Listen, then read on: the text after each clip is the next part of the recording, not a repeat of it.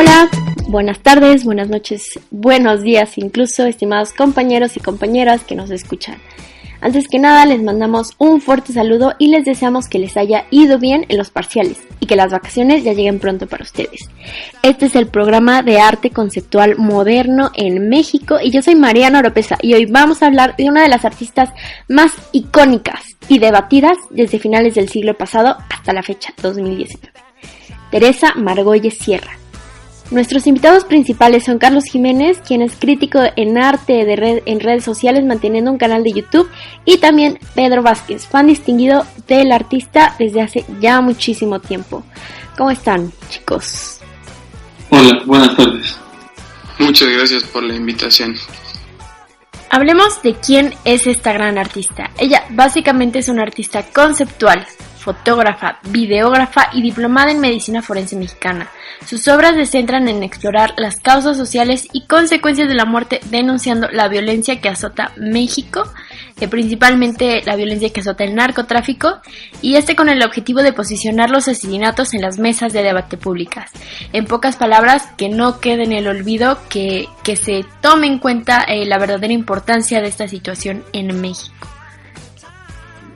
Recordemos que el arte conceptual, más allá de lo estético, busca una idea o un concepto con el que la obra pueda hablar por sí solo. Y justamente ella rompe con todo lo que habíamos visto antes y utiliza todo aquello que la violencia en México ha dejado. Es impresionante cómo ha incursionado con elementos visuales bastante fuertes en México. Nadie podría presumir de hacer algo similar. Como tú bien dices, Carlos, ella jamás llegó a pensar acerca de que podía utilizar su trabajo en la morgue como arte. Recordemos que ella desde 1990 al 2007 trabajaba ahí, y ahí mismo la artista fundó el grupo Semefo, con Arturo Ángulo Gallardo, Juan Luis García Zabaleta y Carlos López Orozco. En un principio el grupo se dedicaba a hacer performance, pero poco a poco entraron en la escena del arte montando su primera exposición en 1993. Por supuesto que a todos nos ha sorprendido con sus obras, pero cuando más se hizo notar fue 10 años después de su primera exposición, incluso que creo que un poco después de eso fue a partir del aumento de asesinatos en 2016, recordemos la guerra contra el narco, cuando Felipe Calderón la declara. Ahí es donde empieza a trabajar en las calles y a exponer los materiales que ella sacaba de la morgue, y los pone en la vía pública, exactamente en las calles. ¿Sabes si lo hizo con algún permiso, Pedro? ¿Sabes acerca de esto? Con ninguno. Rebelde, ¿no? Ella dice que la carne muerta más no el muerto en sí fue un retrato posible en su trabajo gracias a esas manipulaciones que ella ejercía sobre el cadáver en acciones específicas, performances y ejecución de arte de objetos. Solo imagínate encontrar cadáveres y otros materiales relacionados en la calle. Para mí fue algo revolucionario, que cambia totalmente el concepto de arte estético.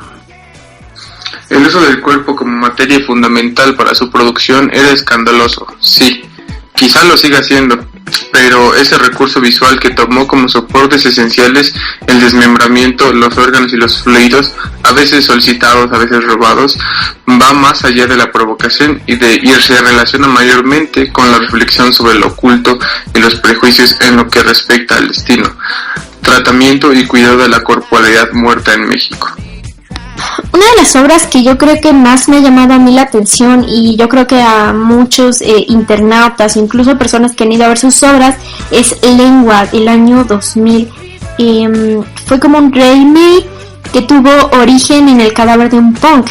Este cuerpo fue encontrado muerto gracias a, más bien fue asesinado gracias a una de las batallas que había entre policías y narcotraficantes. Una de esas que ya es muy normal ver en el norte del país. Y lo que hizo Teresa fue ofrecerle a la madre pagar el ataúd y los traslados y todo lo demás a cambio de un pedazo de este hombre. Lo que la madre dijo que pues estaba perfecto y le dio su lengua con un piercing. Esto fue expuesto en las salas museísticas Y lo que intentaba Teresa era intentar reconciliar nuestro entendimiento con la memoria, la situación de la muerte y el contacto de lo que permanece con lo que desaparece. Creo que esta etapa en la que ella empezó a utilizar cuerpos humanos o animales fue de las más relevantes en su carrera.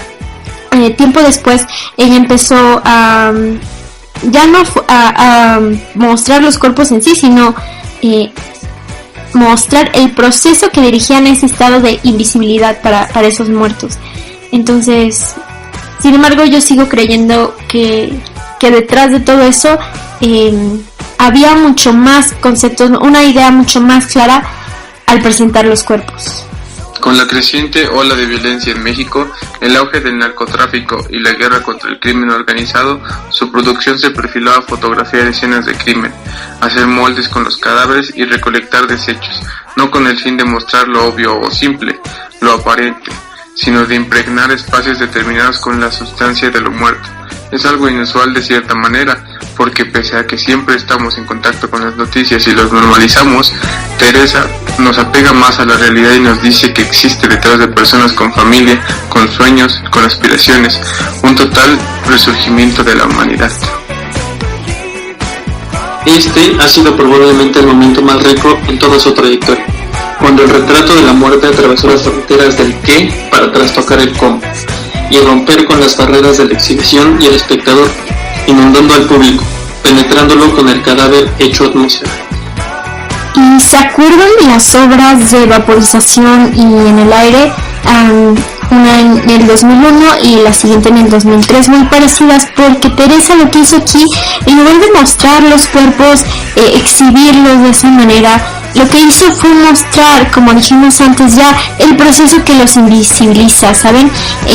Mostró en el primero, en el de vaporización, el agua que se utilizaba para lavar cadáveres, obviamente previamente desinfectada, y esto hacía referencia a la desaparición y la disolución, la niebla de muerte amenazaba al asistente con profanar su carne, sus pulmones y su torrente sanguíneo, mientras que en el aire había varias burbujas en el espacio e incluso se prestaban para juego. A muchos les gustó esta obra y pues estas pequeñas burbujas provenían del agua y del jabón con la que se lavaban los restos humanos en la morgue.